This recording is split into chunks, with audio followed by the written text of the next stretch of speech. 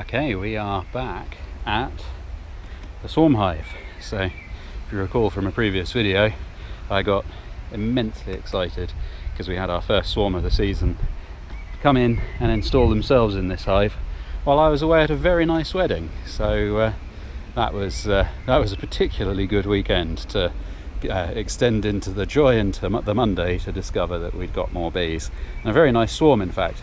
So if you recall, they went into supers. So I like to keep a little stack of supers on each site so that they're ready to go out. And I hadn't effectively sealed it, and the bees were able to get in. So that was mischievous of them. A little bit of a theme of the season, bees going into the wrong bait hives, accidentally bait rather than on purpose bait hives. So I popped them in this Sweenty to start with. So these Sweenty brand hives are very nicely made, and particularly if you're looking to go into polystyrene, which I highly recommend. Polystyrene is fantastic, excellent thermal qualities, much cheaper. If you're going to try and upscale, polystyrene equipment is the way to go. It's a much more favourable price than wooden equipment. So a little bit cooler in the summer, warmer in the winter. Floats. Just once, one of our sites that we don't use anymore flooded in the winter, and the polystyrene floats quite a lot higher up in the water than wood does, and the bees lived. They were very cross quite some way downstream, but they were all alive, and they dried out and continued to have a good season after that. So a little bonus that they probably don't put in the literature there on the polystyrene hives. So Sweenty is nice because it's compatible with wooden stuff. It's compatible with the national format of beehive, but because it's polystyrene and so it has to be thicker to be structurally stronger, where it conforms on the outer dimensions to the other one, it means that it's got less inner space, and so it's slightly less frames. So I have these Sweenties in reserve, but they're not my favoured one. Now my main apiary is over there. In between is my mess of shame, which I will be moving away. We were going to have our first experience day here tomorrow, but they've had to cancel due to ill health, well, reschedule due to ill health, and so my afternoon was going to be sorting out the stack of shame there. But I'm actually probably going to have a beer this afternoon when I'm finished, because it has been a long week. And I will sort out the stack of shame a whole other time. But yes, so I like to have my bees all together just for convenience and for everything. So I am going to progressively try and move this colony along until they are contiguous with my other active colonies, and that means sort of about 3 feet a week is the recommended movement, and rotate no more than 45 degrees a week as well, which I'm having to do with one of the swarms that came in at Carisbrooke, is getting slowly rotated, just so that the bees, their map that they have in their head, you're not messing with that too much. The other way to relocate a hive is to take them to a completely different site over 3 miles away, and then they have to relearn their geography completely, and you can orientate it as you please. But yes, so to kill 2 birds with 1 stone, move them into my preferred equipment and move them along. Today I am going to just rehive them into this new Pains hive. So this one's brand new, never been used before, and I do like the Pains hives. They're exceptionally well priced, they're robust, they're just spot on for our purposes, and so yes, so I will let you have a little look and see how these girls are getting on, because I've got fond. They are a little bit of my cheerleader hive for the season, being the first swarm in, and full of good news as well.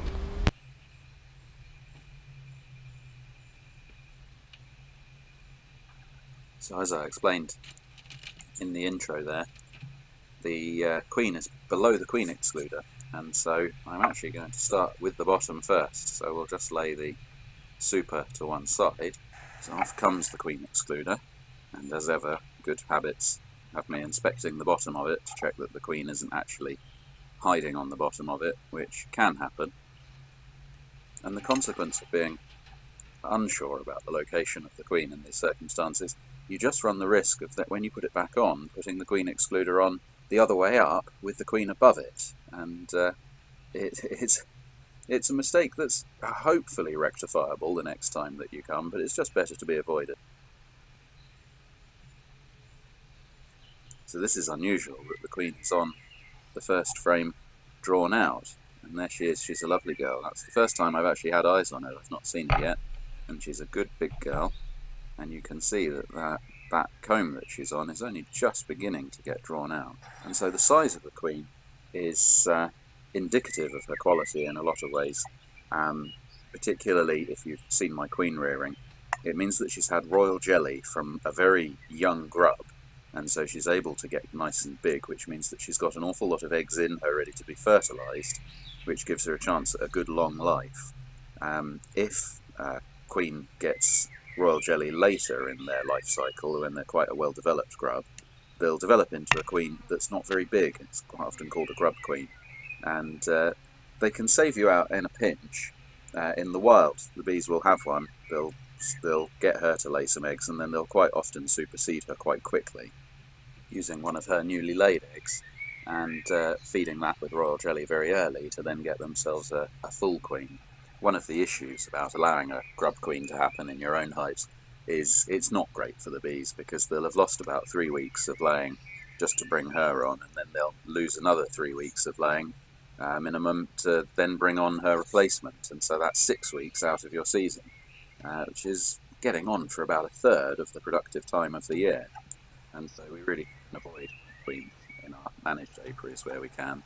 In the wild, I don't think that there's a very high survival rate of swarms that have a grub queen in them. They are very much a last throw of the dice to try and pass on that genetic legacy.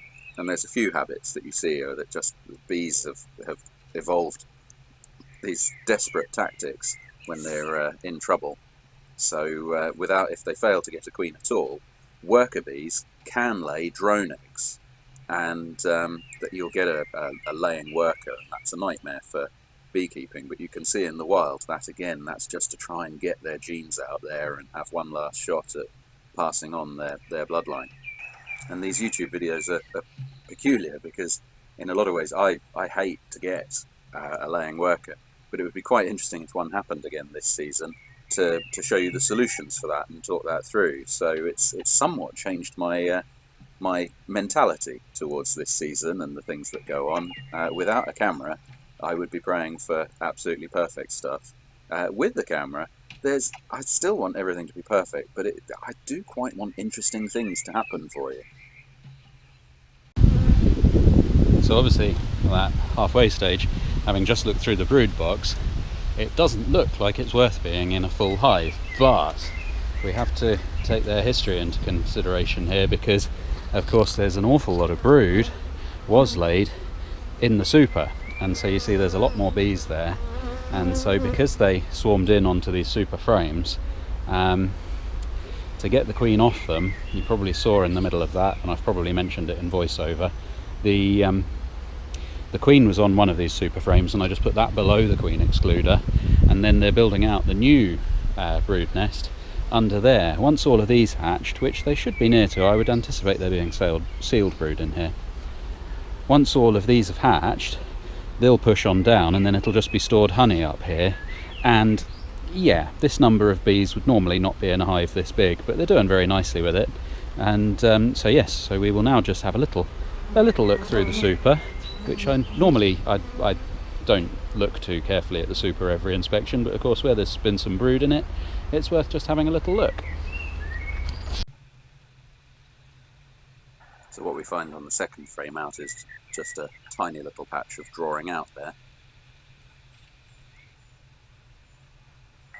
And then on the third frame we see this really nice amount of stored nectar and pollen, and this is what sort of changes my thinking, because really there's enough bees here to actually go down into a nook rather than a full hive with a super on.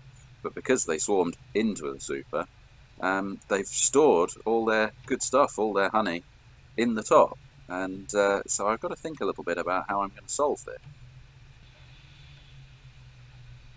The third frame much the same but better. So you see those darker areas of the pollen, and then at the top the white area is capped stores, so that's had the excess moisture evaporate. And then here we have a nice patch of sealed brood, and that contrasts quite nicely if you look at the top corners. So you see the brood is a yellower colour compared to the white, and capped brood is convex rather than the stores, which is capped off flat.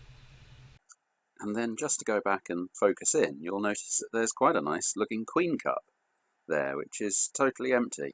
And it's empty because there's no way for the bees to get the queen to lay an egg in it, because the queen excluder's there. But this reinforces my own personal theory that one of the things that triggers the development of queens can be the absence, the queen not laying where the bees are scent marking for her to lay.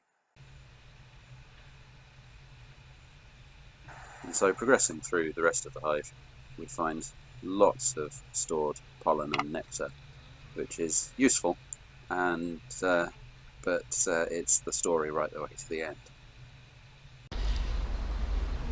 Okay, so there's the rehive complete. So here's where they were. All this mess of waxy bits and little bits of pollen and a few dead bees as well under where they were. And you'll see these bees returning to where they were, and then at the entrance we have the Nasonov gland in evidence. A lot of that fanning of the pheromone there, this posture here, wonderful. And the bees are realizing there's no hive there, and they're coming over here. Now, to help them out, it's quite important to move the old hive right away. So all those bits and bobs, if I left that set up closer to, we may get a little bit of confusion. But like this, they will get the idea, and then each week I will just shift them across about the same distance again until they're contiguous with the rest of my apiary there. So yes, I hope that that has been interesting and informative, particularly if you remember the videos of this lot when they first came in. A little bit of a flagship hive really for the YouTube channel. I'd name them, except that goes against my own policies. But yes, I hope that you enjoyed that, and I look forward to seeing you in our next video. Take care.